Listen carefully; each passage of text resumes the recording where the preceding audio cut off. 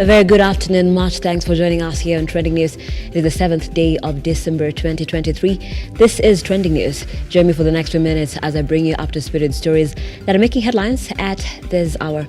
Let's begin. President William Ruto has urged the newly appointed ambassadors, high commissioners and heads of mission to step up and represent the country abroad amid cuts on foreign travels by the government. During a meeting with the new appointees at State House, Nairobi, Ruto asked them to proactively protect and advance the interests of Kenyans in the countries of designation.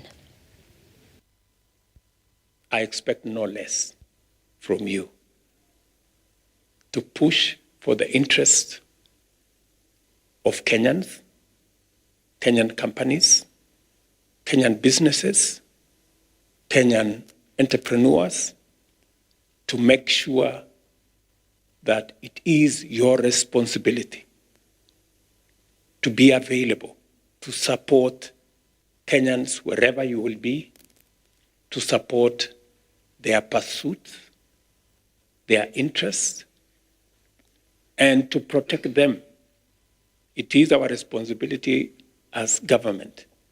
It will be your responsibility as ambassador to make sure that you look after Kenyans in the countries that you will be working from, and to make sure that we secure the global national interest of Kenya. As ambassador, you are the agent of the government of Kenya to make sure that public resources allocated to your embassies, all the resources are used prudently in an accountable manner. In fact, you will find that in many cases, you will represent the country. In many cases, it will not be necessary for us to send ministers unless it is absolutely necessary, or other public officials unless it is absolutely necessary.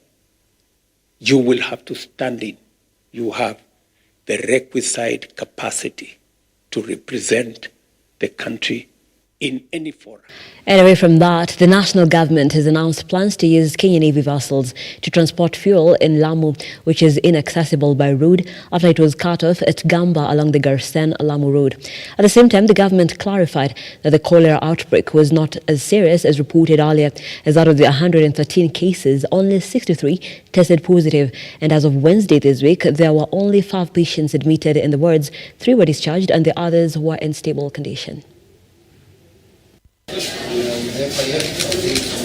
In the last 24 hours, 5 deaths have been reported, raising flood-related toll to 165 Kenyans.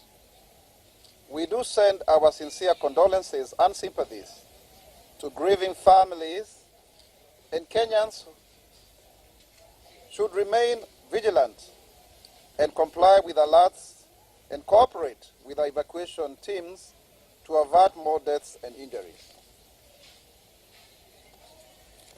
Out of this, 107,000 households, 107,843 households, comprising of approximately 539,215 persons, have so far been displaced.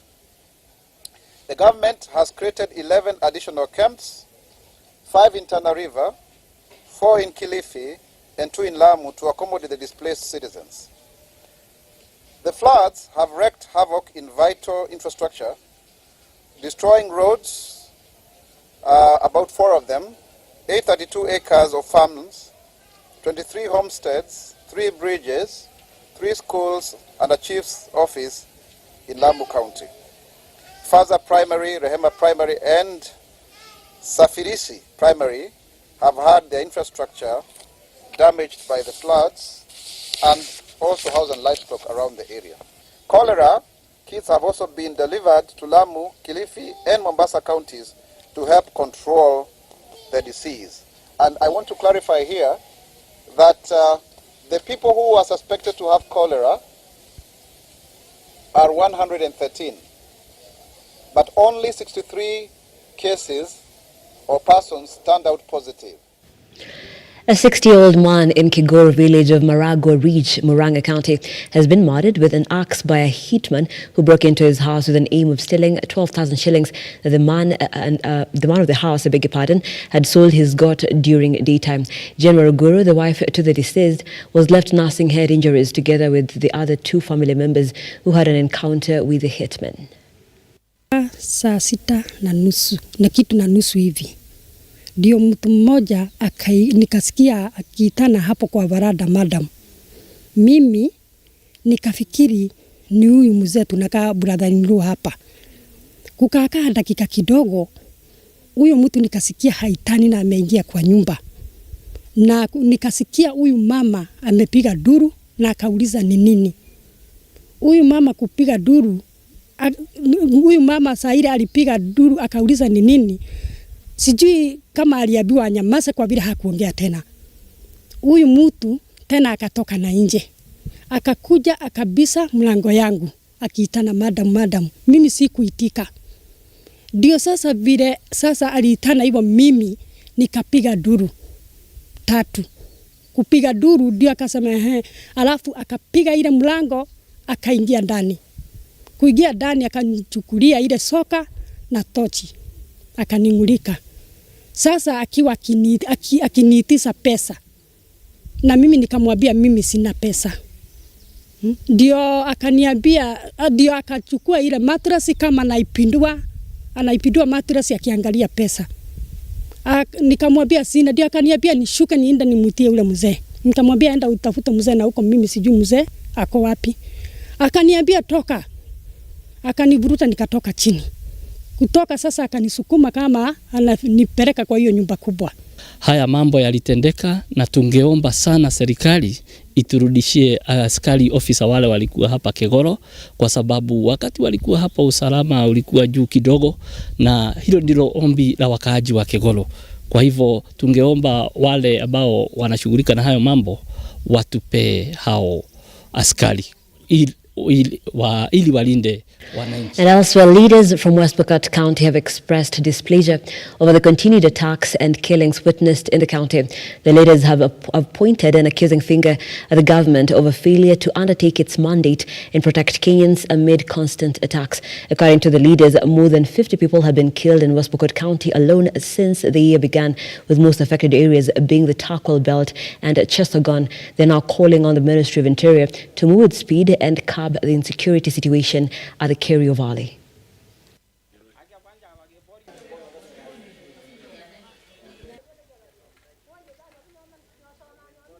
Tumeshindwa hata kujieleza. Hiyo attack wakati ilifanyika, watu wetu kujaribu kurespond ndo hawa KDF. It's like Turkana bandits wako cooperate na KDF ambao wako Kaino. Wakati attack inafanyika, tukijaribu kurespond ndo hao KDF wanatuambush pia. Sasa siku hizi ni Turkana wanakuja wana raid, hakuna mtu anawafuata nyuma kwa sababu tunajua wako na support ya serikali. Saizi hivi tunalia hapa Kapenguri hospitali. Tunalia, tumebaki kama mayatima. Waume wa Pokot wameisha. Wamama wamebaki, watoto wamebaki. Tunauliwa hata vijana wadogo, bora ni mfulana hata wa mwaka 3. Mulisikia juzi kijana mtoto mfulana mdogo wa 3 years akauliwa.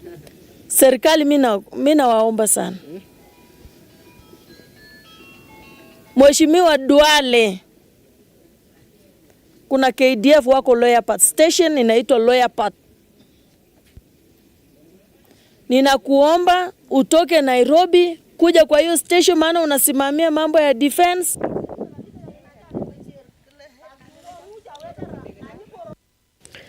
Now, Kirinyaga County has partnered with the Japan government to assist small-scale horticulture farmers with modern farming methods to increase income and also training of extension officers to empower farmers on quality production. Japan Ambassador to Kenya, Ken Okaniwa, hinted that the Japanese government will support various experimental projects in the county, especially in areas with production capacity to double income for the farmers.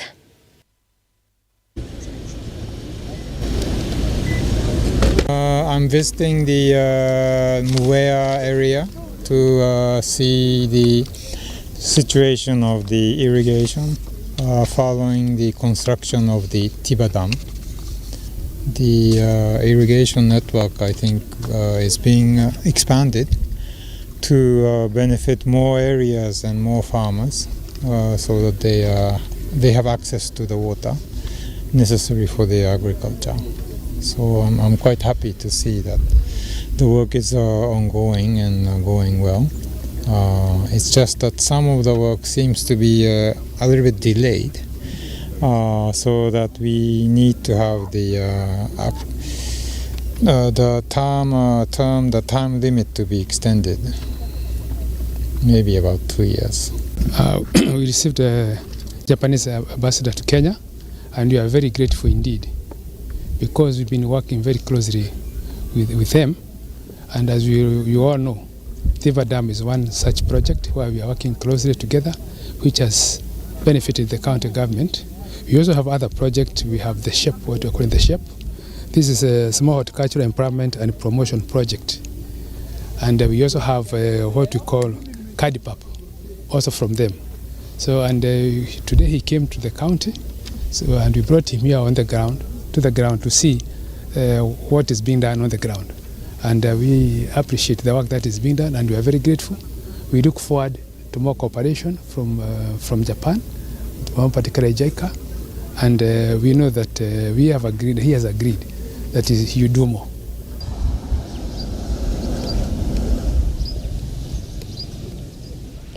Over 600 retirees who worked with the defunct local authorities in Siaya County have threatened to hold demonstrations over the unpaid salary arrears amounting to 72 million shillings.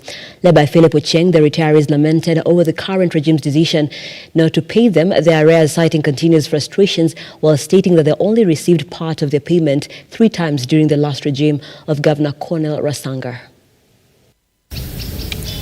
We are here for our pending salary arrears totaling to 72,955,000. Up to this moment, we have not been paid, and this amount includes court award of 10 employees of former local authority workers. I was dismissed from employment 2003, but then reinstated 2010 when we won industrial petition. The industrial court awarded us 18 million. By then we were still under town council. In 2013, the county government came in. The government formed the Transitional Authority. Through that Transitional Authority, they approved our industrial court award. But to my surprise, both the first government of Rasanga and this government of Orengo has refused to pay us. Watulipe pesa yetu, wasipotulipa tumewapatia siku 5, tutakuja na watoto na kila kitu. Tunataka pesa yetu. Mimi nimetoka Yala. Tumeenda wakati nyingi kutafuta pesa na hatupati. We have sick mothers. They are not getting their money on time. When we come in the financial office, anatuambia tuende to check account. We have been given several vouchers that our money is there to be paid next week. So when next week reaches, we're not getting the money. So we don't know how the county government is working with us.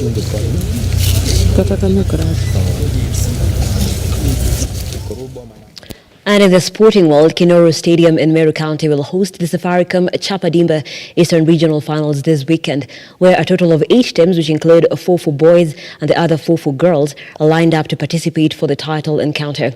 Winners from both categories will receive a reward of 250,000 shillings, among other prizes.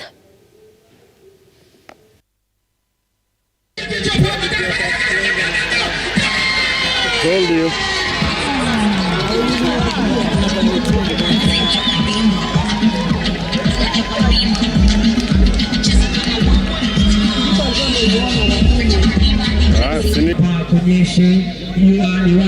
Kuonyesha mvua wakajua lazima tuwepo na mshindi uangalizi. Kwa hivyo hata wakazi hata wabari na maeneo mwisho wa siku ni kwamba lazima tuwepo na mshindi siku ya leo. Wanaokota pale wakienda kwenye lango na Regina kuna Regina.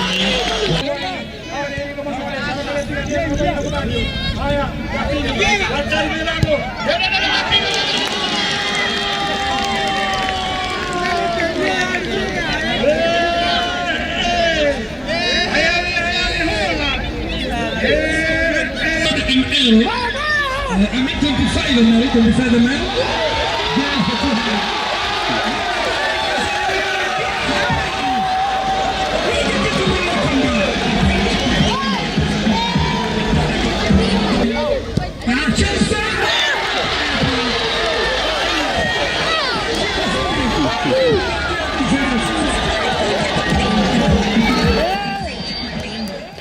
And we've come to the end of the broadcast this afternoon. Thank you so much for being part of it.